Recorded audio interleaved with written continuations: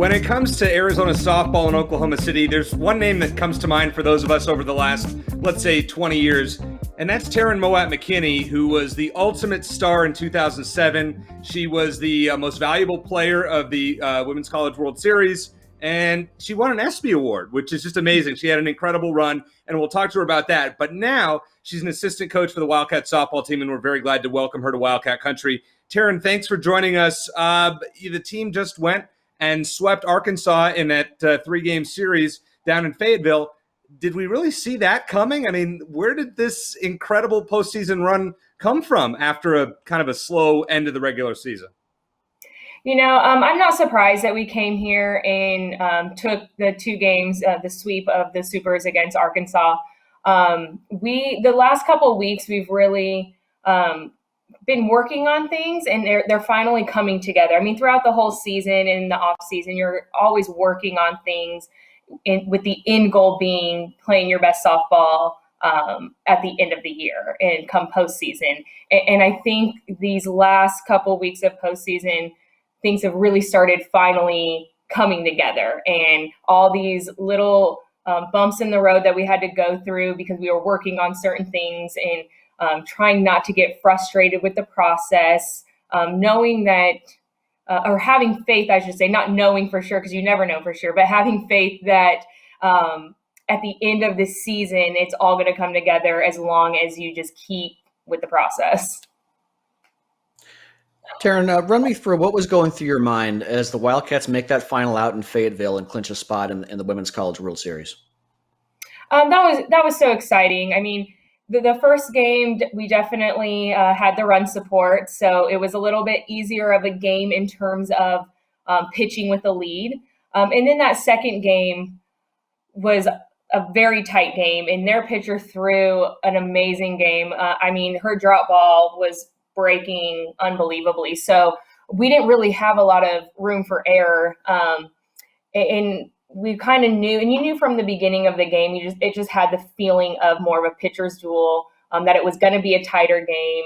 And I think the inning where Arkansas scored their run, getting out of that inning, giving up just 1 run, even though they scored first, I felt like the momentum was on our side when we came in from that inning, because it could have gone a completely different way with them having the bases loaded. So getting out of that inning, giving up just the 1 run, and then having Alyssa hit the 2-run home run to take the lead, that was huge for us. And getting the extra insurance runs from Scoopin', that just going into the 7th inning really gave us a little bit of breathing room.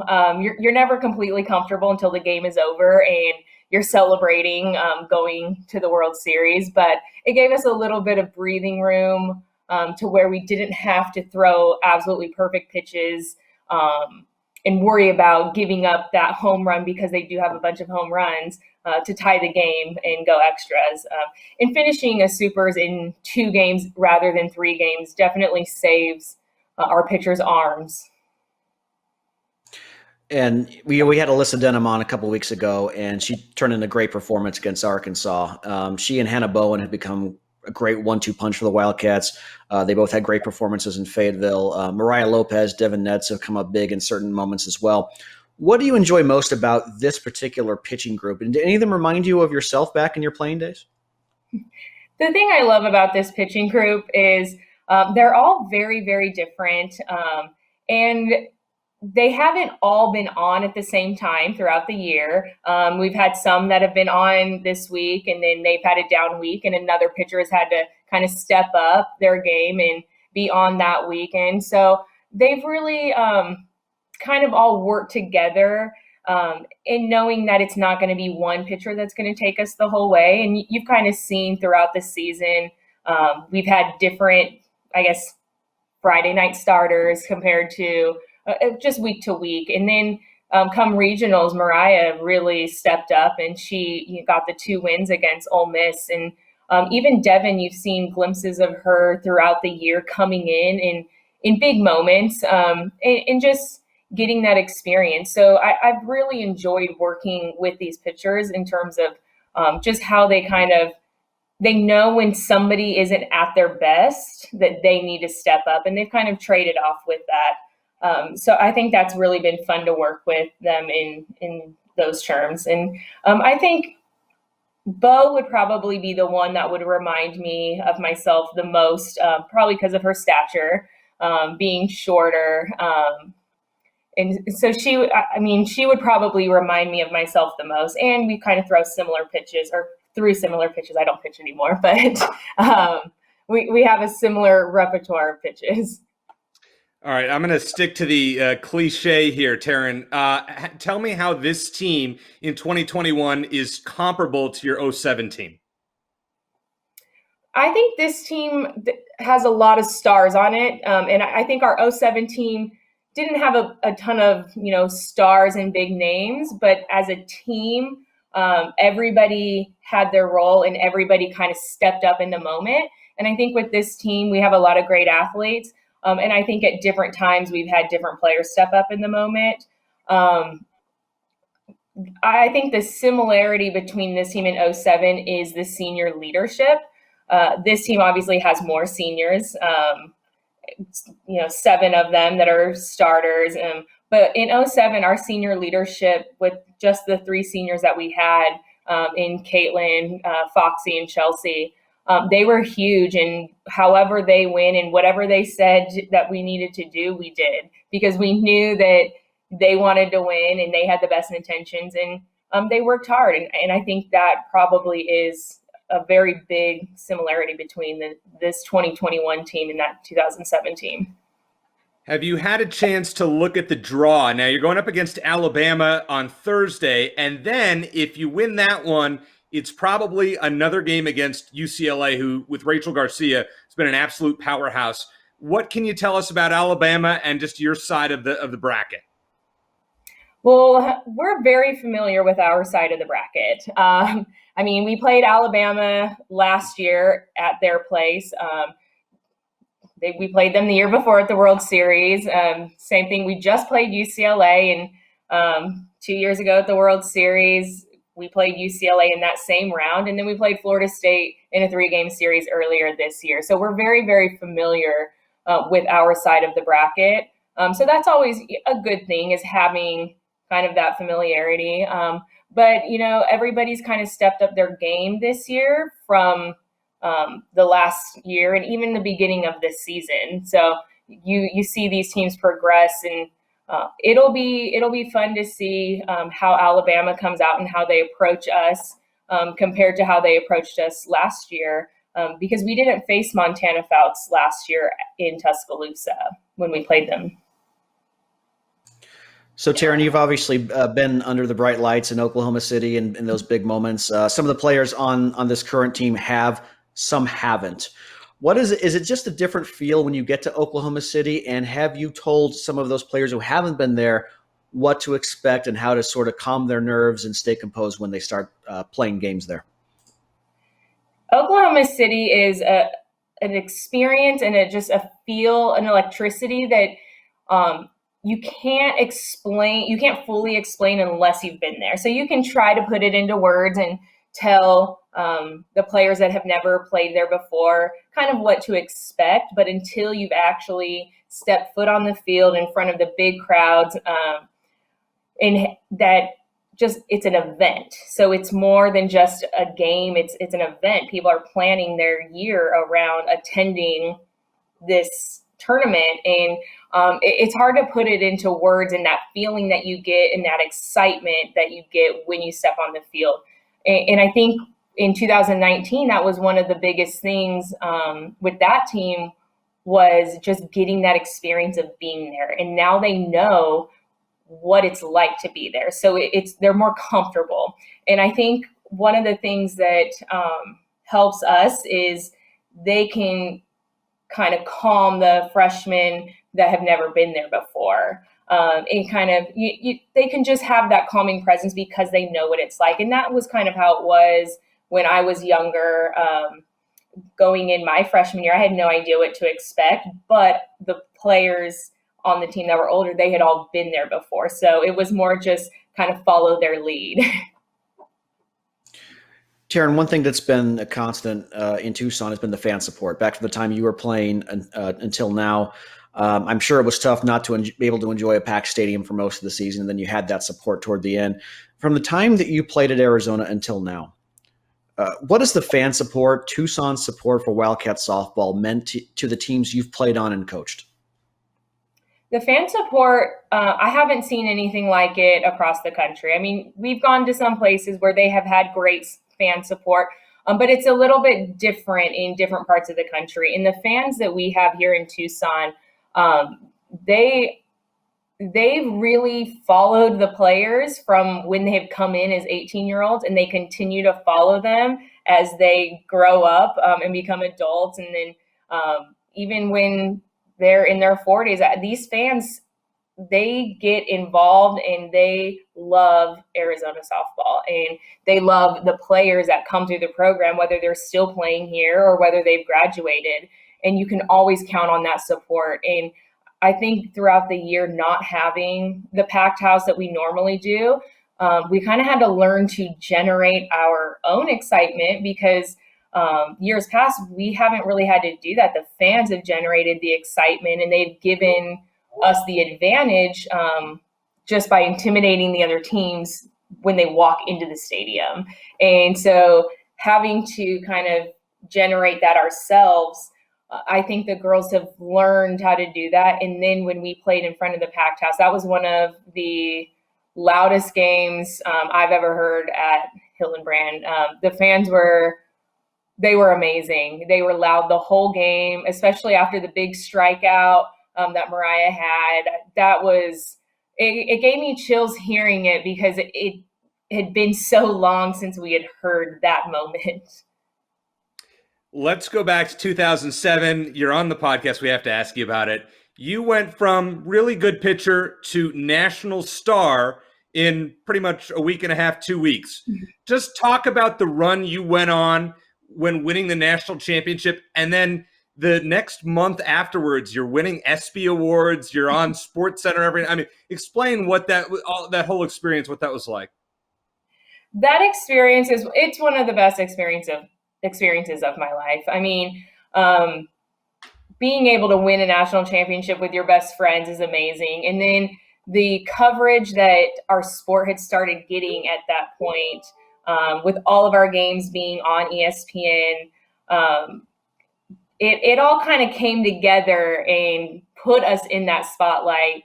And it really, us kind of being put into the losers bracket losing the second game and going into the losers bracket and having to play every single day.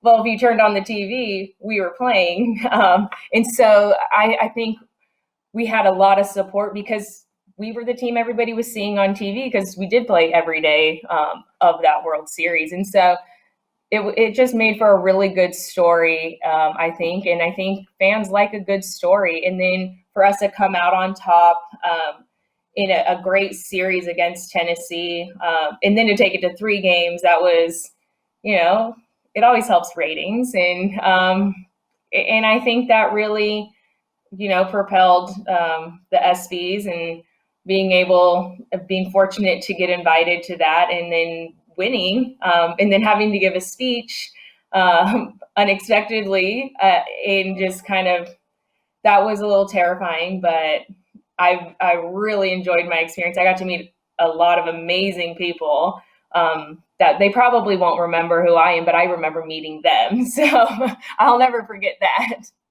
Well, and the one thing that was so amazing about your run is you threw every pitch. I mean, it was, what was it, like over 1,000 pitches when it was all said and done?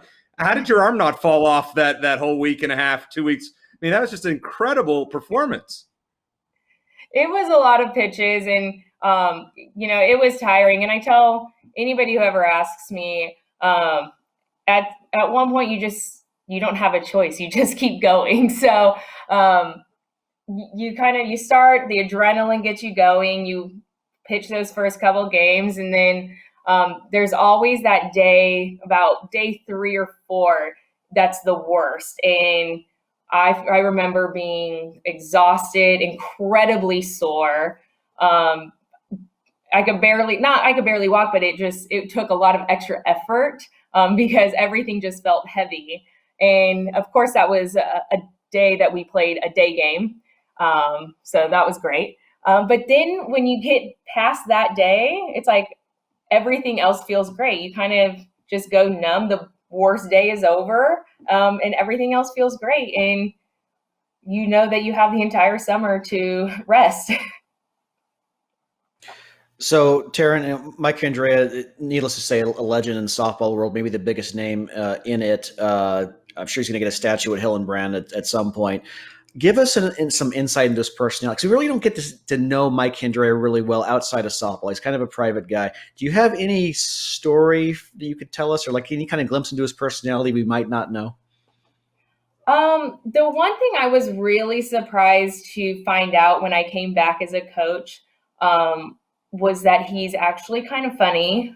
He has a very dry humor, but it's hilarious. And you don't always catch his little under his breath jokes. And as a player, I didn't think he was funny. I thought he was terrifying. But now when I come back, he says some things under his breath. I'm like, oh, that was actually kind of funny. And I get it now.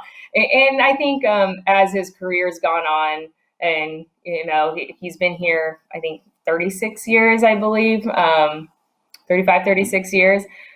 I think he's really opened up a lot more with the players and kind of letting them into his personal life. And I think that it helps that he now lives in Tucson.